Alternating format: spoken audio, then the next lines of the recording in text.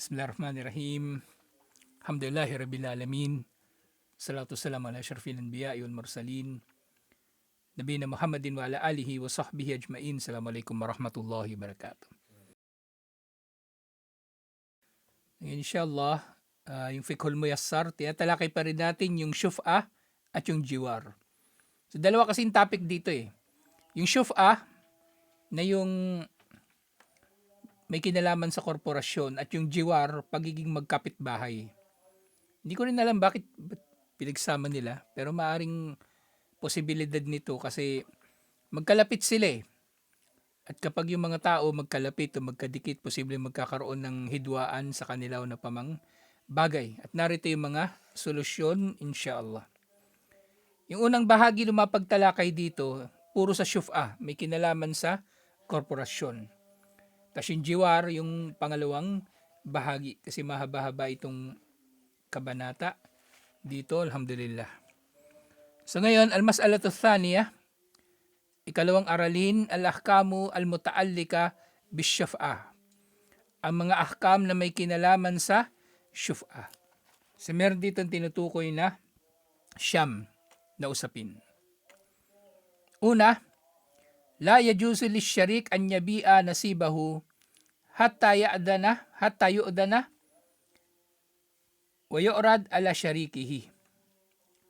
Hindi raw pinahintulutan para sa sino mang kasosyo na ibenta niya yung kanyang bahagi ng negosyo hanggang sa siya ay mapahintulutan na ibenta ito o kaya una niya nga alokin yung kanyang kasosyo. Dalawa sila sa korporasyon o kumpanya. Dalawa kayo kambal. Si Yasin, bebenta niya yung share niya.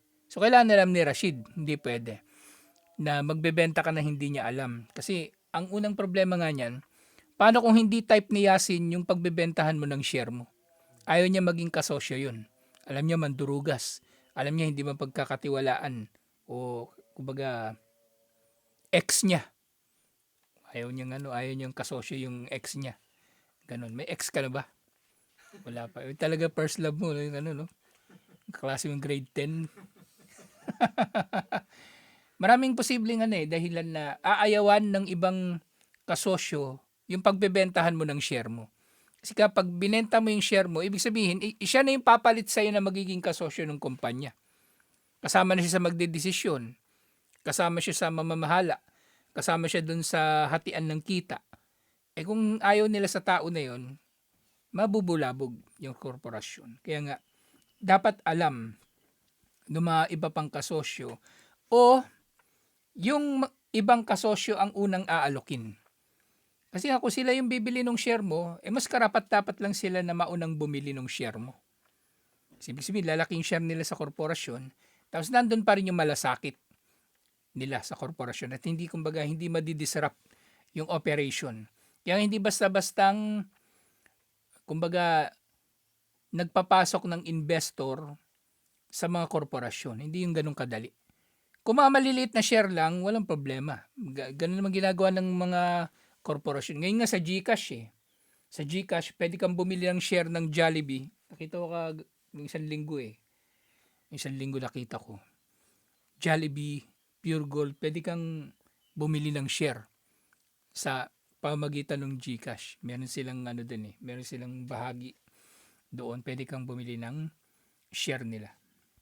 Kung maliliit lang, walang problema. Kasi ginawa na naman nilang public yun Public yung pagbili ng share. Pero yung mga malalaking share, 10% ng kumpanya, 50% ng kumpanya, yun medyo mahigpit doon na katulad dito. Yun nga, fa'in ba'a, walam yu'dinuhu fahuwa ahakun bihi. Kung halimbawa mang maibenta yung share at wala namang pahintulot ng iba pang mga kasosyo, yung mga kasosyo dapat ang may karapatan dito. So, ibig sabihin, aabot sa punto na maaari nilang pigilan yung pagbebenta. Maaari nilang pipigilan yung pagbebenta kasi sila naman yung unang dapat na bibilihin nito. Silang may pinakakarapatan. Silang pinaka may karapatan sa pagbili nito. Pangalawa, la tathbutu syuf'a fi ghayril ardi wal ikar. Kalmankulat min al-amti'ah wal hayawan wa nahwu dhalik. So wala raw syuf'a para sa mga, kumbaga, kasi ang syuf'a kasi talaga primarily dito, usapin ito ng paghahati-hati ng equity, lalong-lalo na may kinalaman dun sa mga assets ng kumpanya na hindi, ano bang terminolohiya doon, yung hindi nalilipat basta-basta. Lupa, building. Pero kung mga nalilipat, titutukoy dito yung ard tsaka ikar. Yung lupa at yung ikar, yung building ng kumpanya o yung factory. O ano pa mang building na meron sila. Parking, ganun. So yung mga bagay na ito, katulad halimbawa dito, mga nalilipat, yung mga materyales, mukhawilat, at iba pa mga gamit at mga hayop, halimbawa, kotse, o ano pa mang sasakyan, computer. So applicable ang syuf'a doon sa mga hindi basta-bastang naililipat na mga bagay na pag-aari ng korporasyon. Asyuf'atu, yung pangatlo, hakkun syar'i, la yajuzu at-tahayyul li iskatihi. So ang syuf'a daw ay isang karapatang Islamiko na pinangangalagaan, kasi papasok din ito sa aling karapatan, yung syuf'a. Karapatan ng tao sa yaman niya. Meron siyang yaman na nilagak doon sa korporasyon. So, hindi pwedeng yun. Kaya nga, sa mga korporasyon, kung sa public na pondo, yung government official, dinispalko niya yung pera. Ang tawag doon, malversation of public funds. Pero kapag sa pribadong korporasyon, ang tawag doon qualified theft. Pag nanakaw talaga na, kumbaga pinangalanan talaga siya. Yung malversation, pag nanakaw pa rin, no. Pero qualified theft, ang tawag sa batas ng kuffar. Doon sa paggastos mo, illegal mo na paggastos ng pera ng korporasyon. Qualified theft. At kung sa Islam, putol kamay pa rin yun. Putol kamay pa rin yun. At maraming pwedeng mangyayari na nananakaw, kumbaga, yung pondo ng korporasyon. Maraming paraan. Magagastusin niya sa kanyang sarili o kaya yung asset ng korporasyon gagamitin niyang personal niya. Building ng korporasyon, gagawin niyang bahay niya. Sasakyan ng korporasyon, gagawin niyang sasakyan niya. Yun. Kasama yun dito. So, ito ay karapatang Islamiko na pinangangalagaan. Waman thabatat lahu asyuf'ah akadahu bithamani alladhi yab'athu bihi sawaun kana muajjalan aw halan. So, dito sa translation ni Sheikh Salman, sino mang napatunayan para sa kanya ang syuf'a ay kukunin niya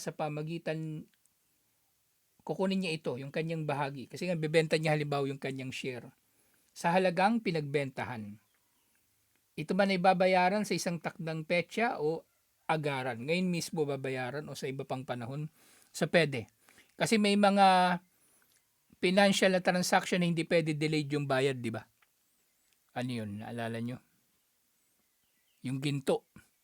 Dapat kaliwaan yung bayad doon. Kaliwaan. Kasi masyadong volatile yung presyo ng ginto. Pwede siyang tataas bababa. Ngayon iba yung presyo, mamaya iba na naman. Kaya dapat kaliwaan yung bayaran. Ganun din sa sa iba pang mga bagay-bagay na pwedeng magbabago yung halaga. Money changer.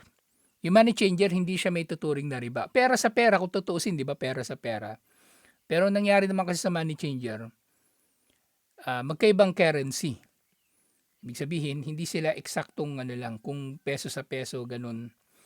Pangalawa, ang madalas nangyari naman sa money changer, kaliwaan din. Kaliwaan. Kung magiging delayed yung pagpapalit, So doon na magkakaroon ng riba. O, kumbaga, kasi pwede namang hindi kikita yung nagpautang eh. Babaligtad eh.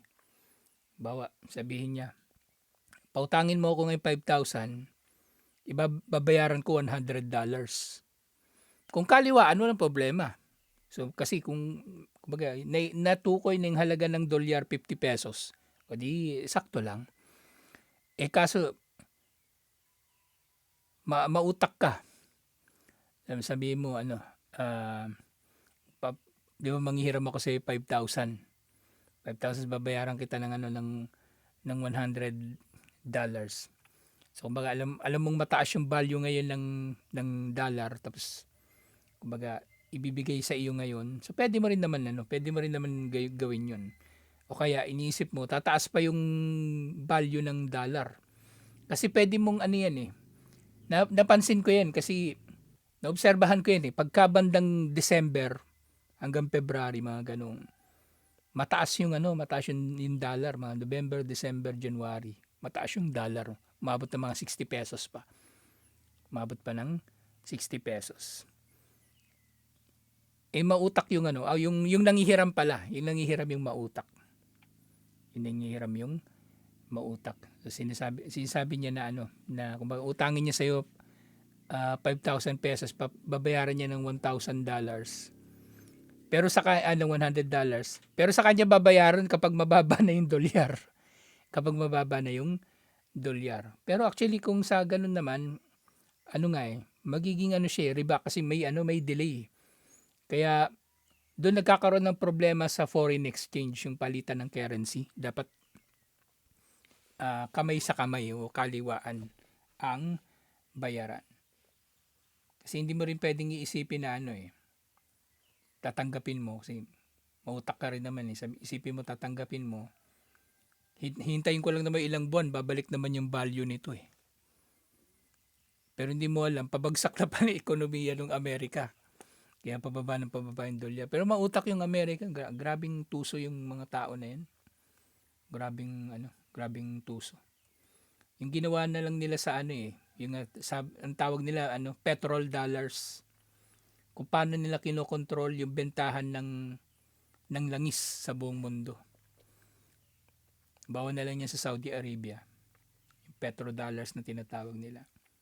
Ang Saudi Arabia, hindi pwedeng magbebenta ng kanilang langis sa ibang currency. Kailangan dolyar yung ibabayad sa kanila. O di may kinabang yung US, mapapaikot nila yung pera nila. Mapipilitan yung mga tao na kumuha ng dolyar. Pinipilit nila yung Saudi Arabia. Tapos ang pag nakubra na nasingil na ng Saudi Arabia yung pera, hindi sila pwedeng magdeposito ng kanilang mga kinita sa anumang bangko, liban na lang sa bangko na aprobado ng Amerika at i-deposito nila yung dolyar din. Diba, napakatuso. Tapos, ang Amerika may mga utang din. Kakautang din yun sila eh. Pero ginagawa nila, dahil dolyar naman yung nangingibabaw na currency sa buong mundo, ang gagawin lang daw ng Amerika, magpe-print lang sila ng pera. O di may pambayad na sila ng utang. Ganun sila kasama. Ganun sila katuso. So kailangan kumbaga dito sa SHUFA, di bibenta mo yung share mo, dapat maintindihan ng tao, pwede namang pwedeng ma-delay o pwedeng kumbaga kaliwaan. Walang problema, inshallah. Kung halimbawa yung investment mo, yung share mo, ang halaga niya 100,000 pesos, babayaran ng dolyar. Eh di babayaran siya sa halaga na napagkasunduan ngayon. Yung halaga ngayon, hindi halaga pa sa susunod. Kasi walang katiyakan yun, magiging garar na yun. Halaga ngayon. Bawa ngayon, ang dollar 50 pesos. Diba? 50 pesos. So bibilhin yung share mo ng $2,000 para maging 100,000. So kung babayaran man yun next week, tumaas man yung dolyar o bumaba, sa presyo ngayon siya babayaran. Sa presyo ngayon siya babayaran. Kasi nga, وَمَنْ تَثْبُتُ الشَّفَاعَةُ أَخَذَهُ بِالثَّمَنِ الَّذِي يَبْعَثُ بِهِ سَوَاءٌ كَانَ مُؤَجِّلًا أَوْ حَالًا. So, kaliwaan man o sa delayed yung payment, walang problema. Panlima, tatbutu syuf'a yakunu al-hassa al-mutanakkila anishariki mabi'atun bay'an sarihan o ma fi ma'nahu. Nagkakabisa ang syuf'a sa parteng nililipat ng kasosyo bilang bentahang hayagan o naman na naayon sa kahulugan nito.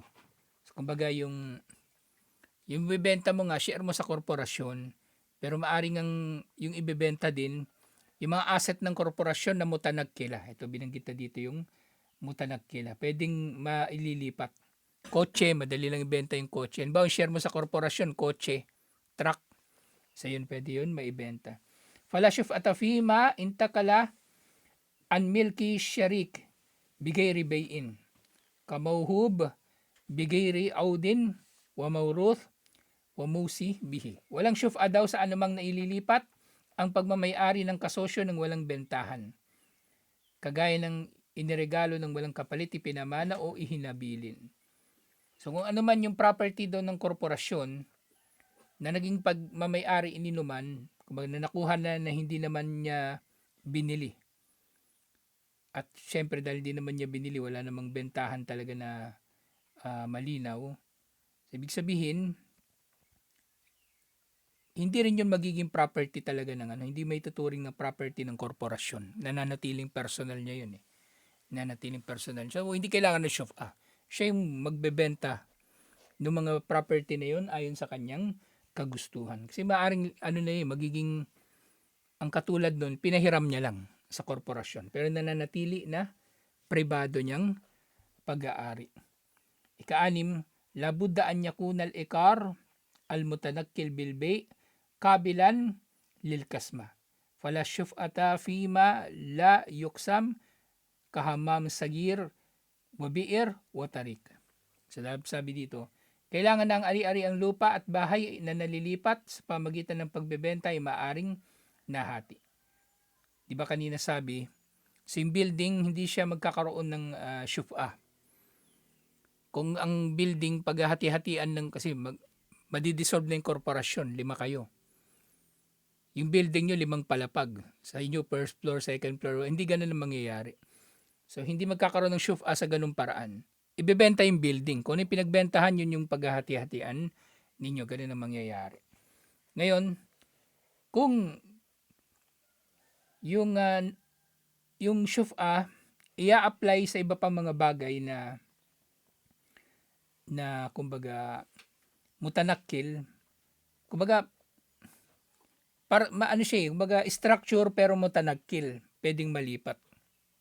Ba maliit na CR kasi may portable naman na CR ganun. So pwedeng mangyari 'yon. Yung balon, so pwedeng maibenta yung balon kasi na balon lang eh. O yung bahagi ng kalsada, pwede siyang maibenta o pwede siyang mapaghati-hatian. Depende sa mapag-uusapan nila. O kung di sila magkakasundo, isasanggunin na nila ito sa korte. Isasanggunin na nila ito sa korte para mapag-desisyonan. Sumunod, asyuf'atu tathbutu al-mutalaba biha fawru amalihi bilbay. Ang syuf'a ay nagkakabisa ang paghahabol dito agaran kapag naisagawa ang bentahan. So, agad-agad na naipatutupad dito kapag nagkaroon na ng bentahan ng share o company asset na pwedeng maibenta. Wa illam yutalibu biha waqtul bay sakatat. Pero kung hindi raw ito nahabol sa oras ng pagkakabenta nito, maaring hindi na magkakabisa yung paghahabol. Kumbaga yung pipigilan yung pagbebenta at iba pa. Illa idha lam ya'lam fahuwa ala syaf'atihi. Liban na lang kung hindi nalalaman, lalo na nung mga kasosyo. So mananatili yung syuf'a, maaari nilang pigilan yung pagbebenta na yun. Fadalika, law akhara talibuhu li udrin kal jahli bil hukmi o gayri dalika minala adar. Bawo hindi nalaman nung iba pang kasosyo na binibenta pala yung share ng kasosyo nila o kaya hindi nila alam na bawal pala yun sa Islam. So pwedeng kumbaga makapaghabol pa sila kahit tapos na yung pagbebenta. Tinutukoy nga dito, di ba? Binenta mo na yung share mo. Kumbaga, hindi na yung basta-bastang mababawi. Hindi na yung basta-bastang mababawi. Eh, syempre, kung dito sa Pilipinas kasi, ikaw, hindi ka rin naman basta-bastang pwedeng magbebenta ng share. Ang naalala ko dyan, kumbaga, ibabalik mo sa kumpanya yung share mo. Bibilhin uli yun ng kumpanya. Tapos sila magbebenta uli sa iba. Sila magbebenta uli sa iba. Pero kung sa ibang mga korporasyon, so posibleng ganito yung ano nila, sistema nila. Posibleng ganito. Pangwalo, mahal lo syuf'ah ar-addul lati lam tuksam walam tuhad. Wa ma fiha min girasin wa binain fahuwa tabiun laha. Ang kalagayan daw ng syuf'ah, ito nga para sa lupa na hindi nahati o hindi pa nalalagyan ng hangganan at anumang naroon na pananim at gusali ay maaring mapabilang dito sa usapin na ito. Faida kasamat. Walakin bakiya ba'dal marafik al-mushtarika bainal jiran katarik walima walma manahwu dalik. Fasyub'atu baqiyatun fi asahhi qawli ahlil ilm.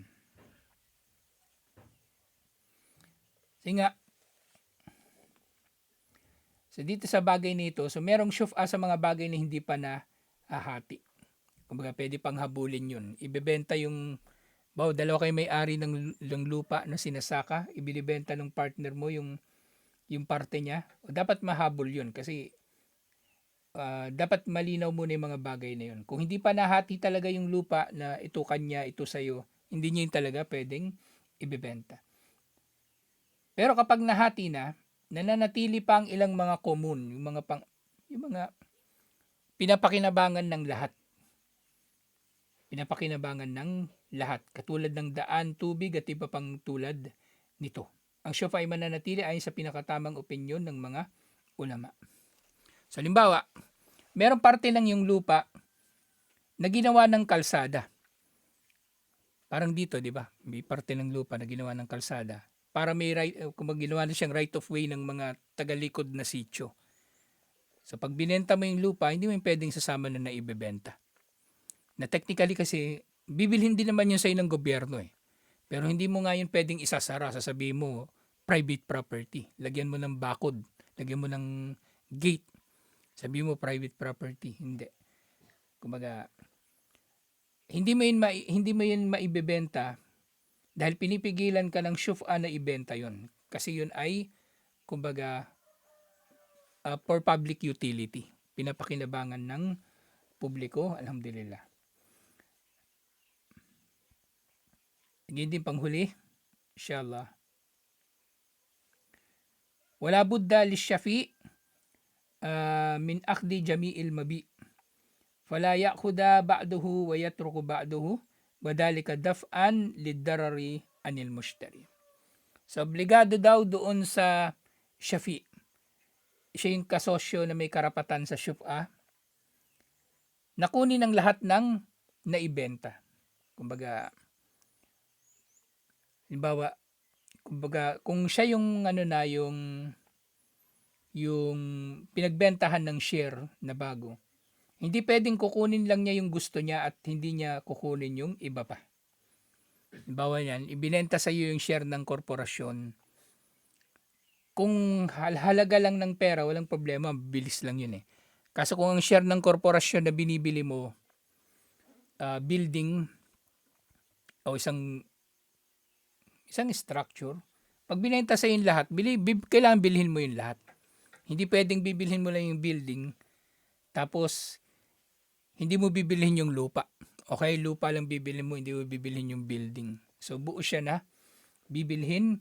Kasi kung gano'n ang mangyayari, magkakaroon ng darar, magkakaroon ng pinsala, lalong-lalo na para doon sa korporasyon o para doon sa nagbebenta.